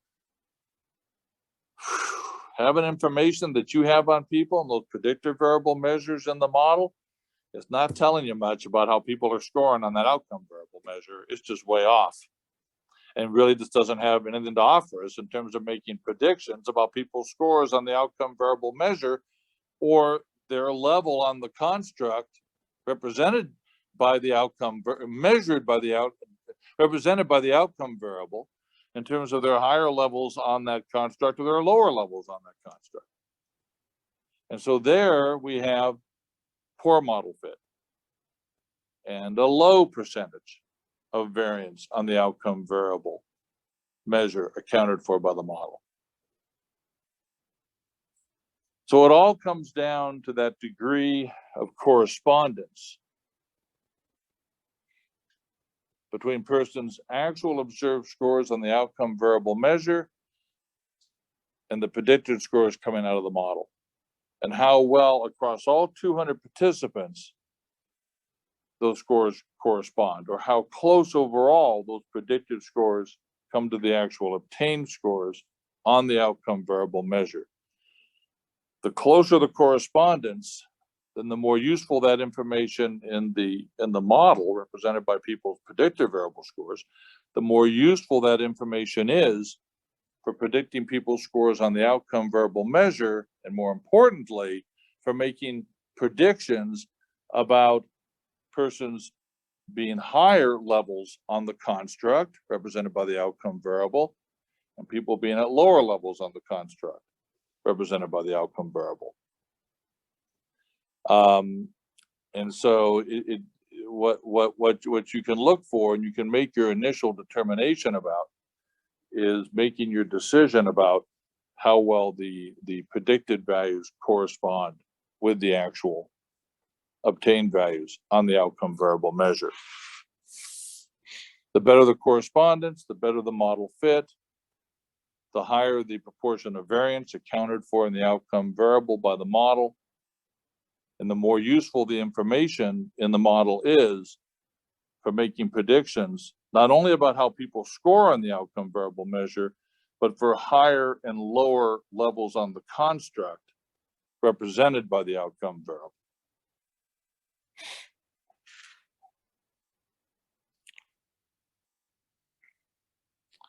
So now we're going to shift away from that, which is actually part of that larger view. And I want to get more detailed here with you, just in terms of some technical aspects of the regression equation. And I'll let your mind rest with that information. So the y hat sub I right here, that is the predicted value for the outcome variable measure for each participant. And here we're thinking about this in terms of participant 5. And for this dissertation, that would be the predicted value on the outcome variable measure for participant 5 as it concerns that person's score for employee creative performance. And that predicted value for participant 5 is going to equal a constant. The constant is an adjustment that is made to the predicted value coming out of the model, so that that predicted value falls somewhere along the range of possible values of the outcome variable. It makes no sense to have a predicted value coming out of the model that is outside of the range of possible scores on the outcome variable measure. The constant makes sure that does not occur. Then we have, there we go, and here, let's go ahead. Well, isn't this funny now? It won't work. Oh yes, here it is.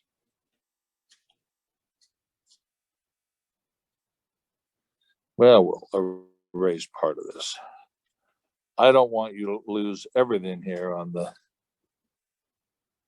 correspondence idea. Let's go to the right part of this, and let's go to the eraser part. There we go.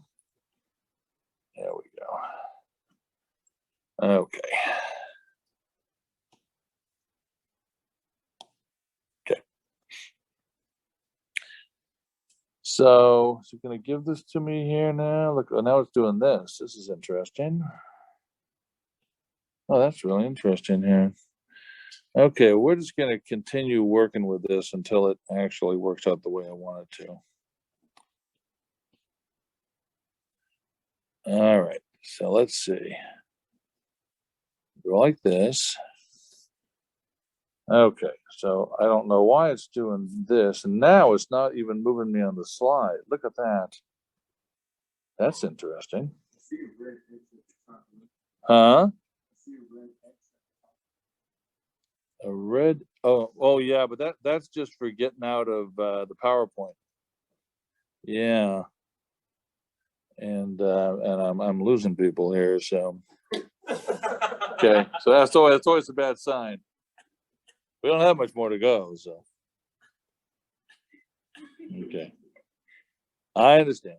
Sometimes it can get a bit long, but I'm trying to figure, because I haven't actually ran into this issue. I may just have to start up things up again and just get back to the slide, because I've never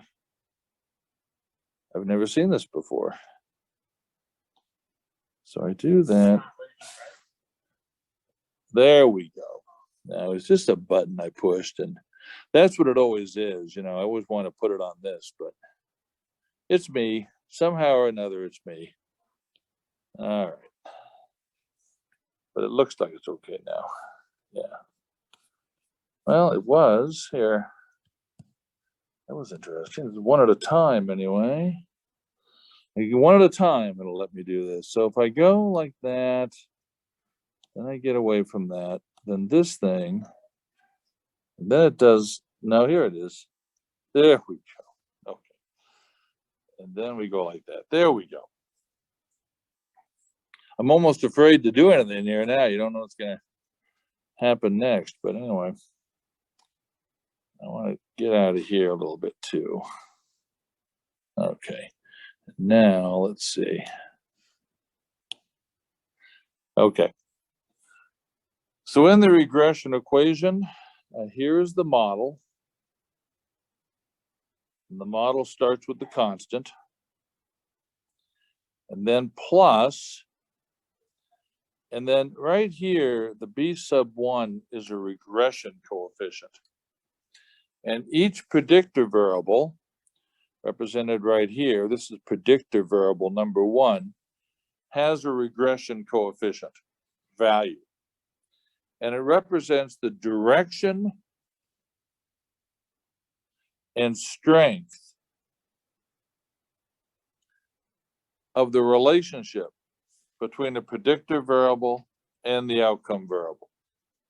So the direction and strength of the relationship between the predictor variable and the outcome variable, controlling for each of the other predictor variables in the model, which is where all those partial correlations are coming in.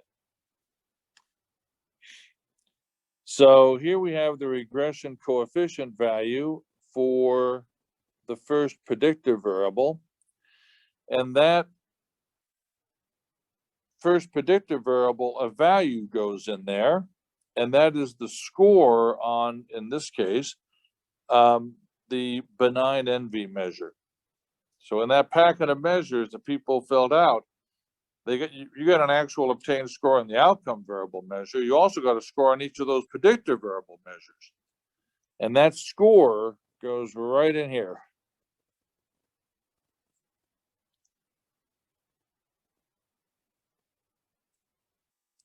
Plus,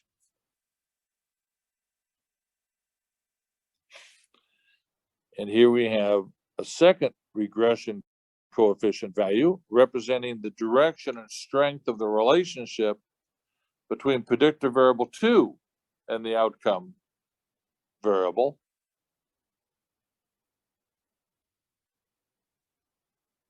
And then here we have the score on our second predictor variable, which is score on a malicious envy measure. Plus, we have another regression coefficient value. This regression coefficient being for the third predictor variable. And in those parentheses goes the score on the conscientiousness measure. Plus, we have another regression coefficient value. This one being for the fourth predictor variable. And in those parentheses goes a score, participant 5 score. This is all for participant 5 on the openness to experience measure. Plus, this goes then on to predictive variable number 5, predictive variable number 6, predictive variable number 7, to predictive variable number 8. So there are 8 predictive variables in this model. So by the time you fill the model in, you have the constant, you have the regression coefficient for each of the 8 predictive variables, and you have the person's score on each of the predictive variable measures. And this is all for the same participant. In this example, participant number 5.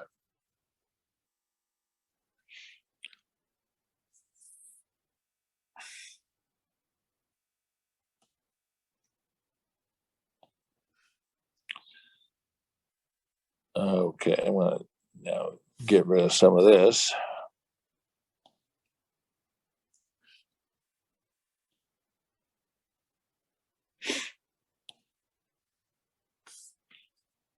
Okay, so,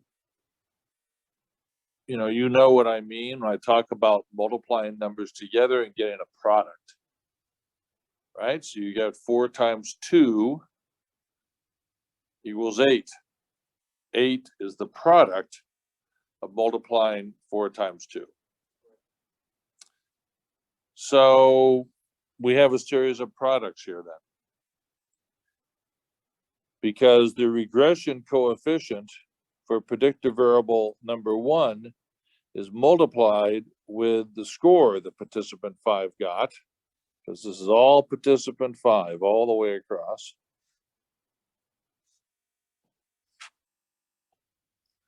With the score that participant 5 got on the benign envy measure.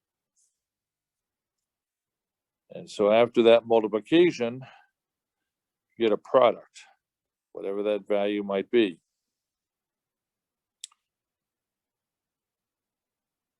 And then also, this is all being done for participant number 5. And then it's done for each of the 200 participants in your sample to get this predicted score for each participant on the outcome variable measure.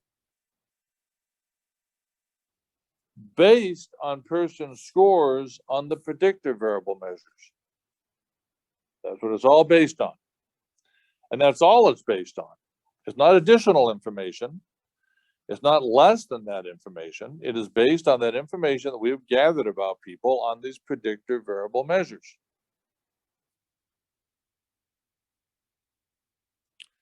So then we have this regression coefficient value for predictive variable number 2. We have participant 5's score on predictive variable 2, which is on the malicious envy measure.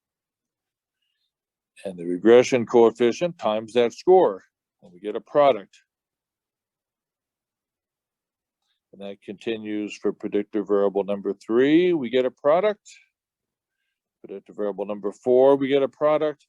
That continues on for predictive variable number 5, predictive variable number 6, predictive variable number 7, predictive variable number 8. For each of those, we get the product of the regression coefficient value for that predictive variable and the score on that predictive variable. And then we add up those products. And then we add on to that the constant. And then we get this predicted value for participant number 5 on the outcome variable measure. We already have, because we entered this, the actual score that participant number 5 got on the outcome variable measure. And then we have the same thing happening. Each of these x's is a number across all 200 of our participants. And then we can look at the actual obtained scores and the predicted scores coming out of the model on the outcome variable measure by looking at the residuals for our 200 participants. And we can get a sense of the degree of correspondence between those predicted scores and the actual obtained scores. But SPSS will get a lot more precise about it, okay? And they will tell us exactly what the correspondence is. And the closer the correspondence, the better that information is in the model at predicting scores on the outcome variable measure, and more importantly, predicting how people are in terms of their being at higher levels of the construct or at lower levels of the construct, represented by the outcome variable.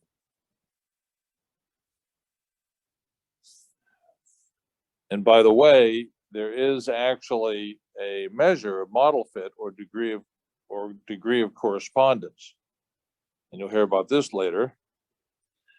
It's called the capital R, or the multiple correlation coefficient.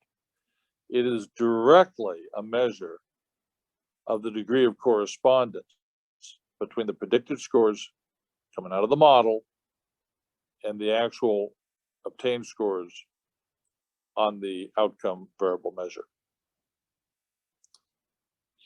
And as such, it's a measure of model fit, because the higher the correspondence, the higher the model fit.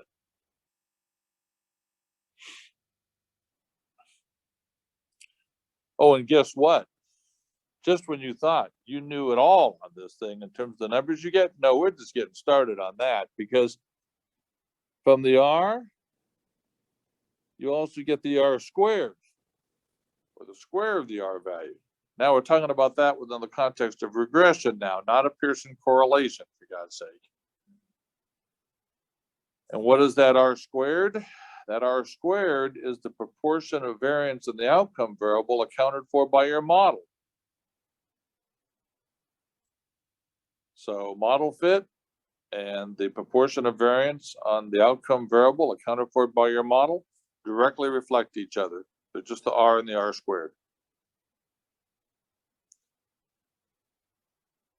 The higher the R squared, the better your model fit.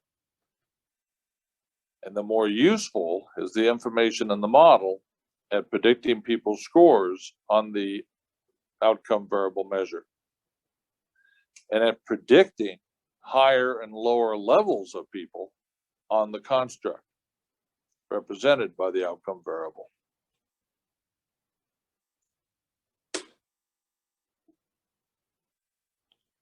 So the R and the R squared become very important statistics when we look at the multiple regression output later on, and for you to pay attention to in your reading.